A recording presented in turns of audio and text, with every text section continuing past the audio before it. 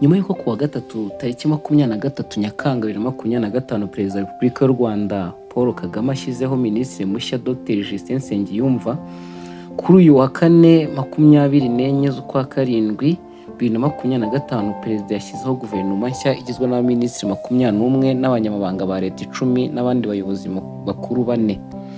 Iyo usomye amazina yabo ubona nta mpinduka nyinshi zabayemo kuko benshi bari basanzwemo aribo bagarutsemo, gusa habaye impinduka ntoya.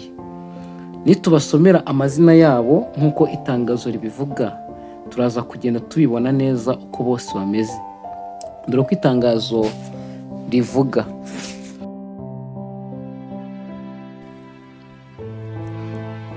ashingiye ku biteganywa n'itegeko nshinga rya Repubulika y'u Rwanda mu ngingo yaryo y'116, none kuwa 24 Nyakanga 2025 Nyakubahwa Perezida wa Repubulika y'u Rwanda yashyizeho abaminisitiri, abanyamabanga ba leta n'abandi bayobozi bakuru mu buryo bukurikira. Abaminisitiri: Madamu Judith Uwizeye, Minisitiri muri Perezidansi ya Repubulika. Madamu Ines Mpambara, Minisitiri mu biro bya Minisitiri w'Intebe. Bwana Yusufu Murangwa, Minisitiri w'Imari n'Igenamigambi. Ambasaderi Olivier Nduhungirehe, Minisitiri w'Ububanyi n'Amahanga n'Ubutwererane. Dr Emmanuel Ugirashebuja, Minisitiri w'Ubutabera, Intumwa Nkuru ya Leta. Bwana Juvenal Marizamunda, Minisitiri w'Ingabo.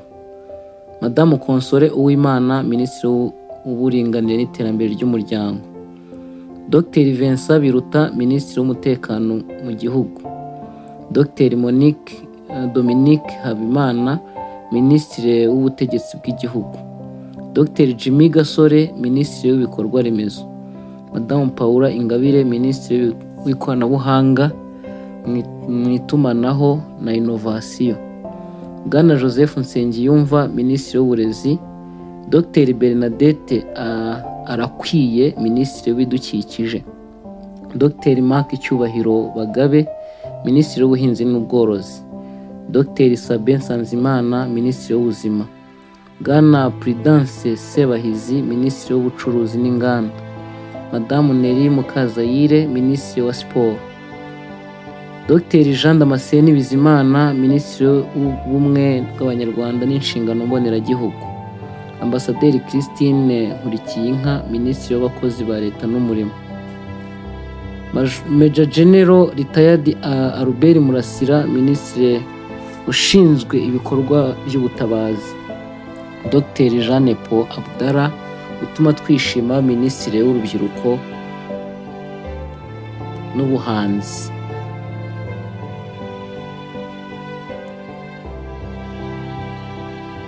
Perezida wa Repubulika kandi akaba yashyizeho abanyamabanga ba leta mu buryo bukurikira: General Retired James Kabarebe, umunyamabanga wa leta ushinzwe ububanyi n'amahanga n'ubufatanye bw'akarere. Madamu Mutesi Linda Rusagara, umunyamabanga wa leta ushinzwe kwegeranya imari n'ishoramari rya leta.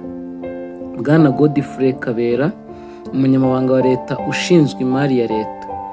Bwana Jean de Dieu Uwihanganye, umunyamabanga wa leta ushinzwe ibikorwa remezo. Bwana Marie Solange Kayisire, umunyamabanga wa leta ushinzwe ubutegetsi bw'igihugu. Madamu Claudette Irere, umunyamabanga wa leta ushinzwe uburezi.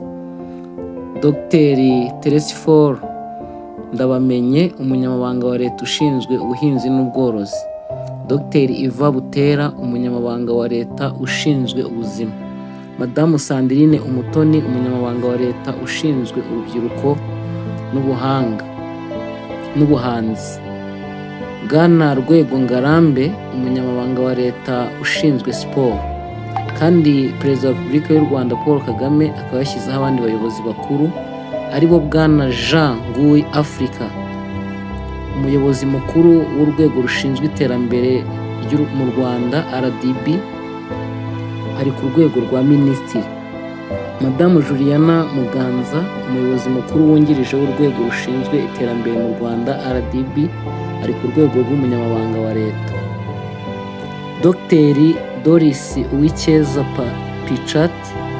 Pichard, umuyobozi mukuru w'urwego rw'igihugu rw'imiyoborere RGB, ari ku rwego rwa minisitiri. Bwana Nikki Barije, Guverineri wungirije wa Banki Nkuru y'u Rwanda BNR. Bikorewe i Kigali kuwa 24 Nyakanga 2025, ibiro bya Perezida wa Repubulika.